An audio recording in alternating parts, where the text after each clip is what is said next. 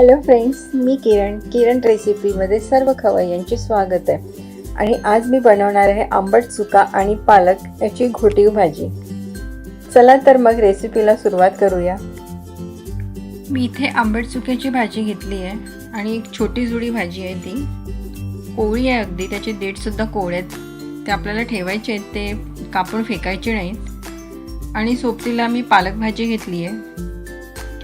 आंबट चुक्याच्या भाजीपेक्षा पालक भाजी थोडी जास्त घ्यायची। दोन्ही भाज्या अगदी स्वच्छ धुवून घेतल्यात आणि त्या आता आपण कापून घ्यायच्यात।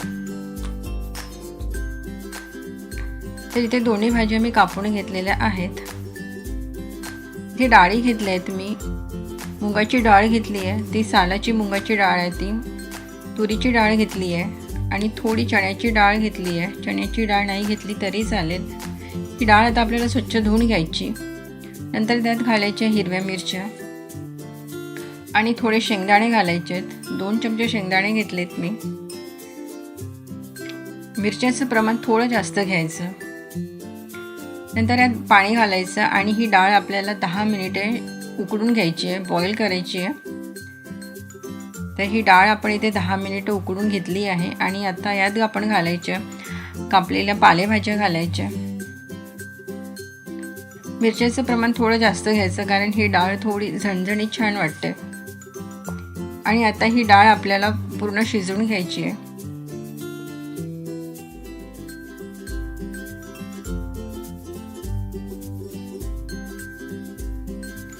आंबट चुक्याची भाजी आंबट असते, त्यामुळे त्याचा आंबटपणा बॅलन्स करण्याकरता आपण ही पालक भाजी घेतली आहे। त्याऐवजी तुम्ही मेथीची भाजी सुद्धा घेऊ शकता।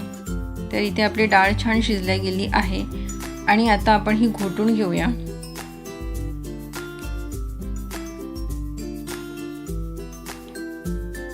तर डाळ सुद्धा आपली छान घोटल्या गेली आहे आणि आता याला आपण फोडणी करू।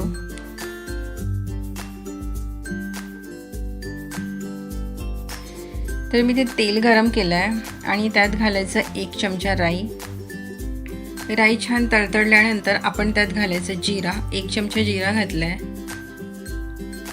नंतर घातलं थोडं सुकं खोबरं, ते 1-2 सेकंद आपण तेलात फ्राय करून घेऊया। नंतर त्यात घालायचा कढीपत्ता। कढीपत्त्याची तडतड थांबली की नंतर आपण त्यात घालायचं हिंग,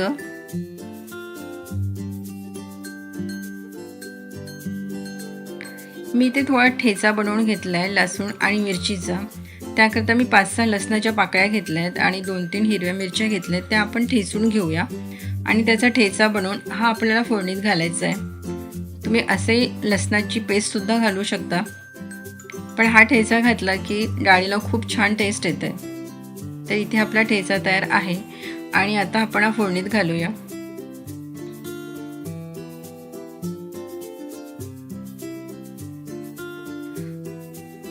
लसणाचा खूप छान वास येतोय।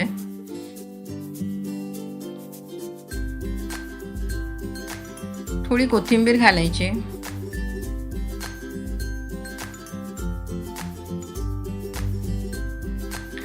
आणि नंतर त्यात थोडी हळद घालायची। तर डाळी किती घ्यायचं, तुम्ही किती पालेभाज्या घेतल्यात त्या अंदाजे तुम्ही डाळी घेऊ शकता।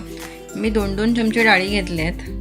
नंतर त्यात डाळ आणि पालक, शिजवलेली डाळ आणि पालक आपण त्यात घालायचे आणि हे मिक्स करून घ्यायचं। थोडं पाणी घालायचं त्यात। खूप छान, अतिशय चविष्ट आणि पौष्टिक अशी ही डाळ तयार होते आणि खूप छान लागते आणि झटपट होते।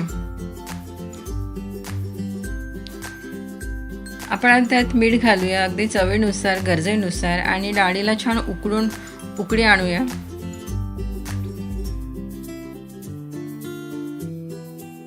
तर इथे डाळ छान उकडल्या गेली आहे। ज्यांना पालेभाज्या आवडत नाही ते सुद्धा खूप आवडीने खातील, कारण खूप छान होते ही डाळ। आणि खूप पातळ करायची नाही, थोडी घट्टच करायची।